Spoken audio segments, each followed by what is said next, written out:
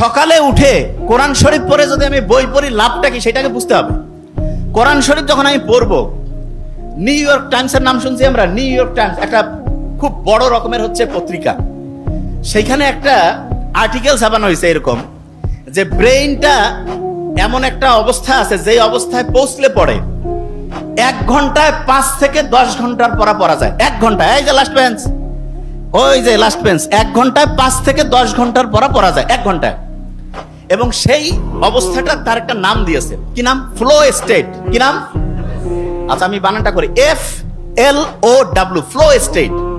তা ওরা flow state তৈরির জন্য 5টা উপাদানের নাম বলছে। কয়টা উপাদান? 5টা উপাদান।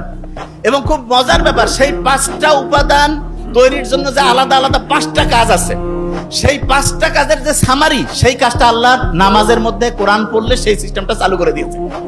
বুঝি নাই? একজনকে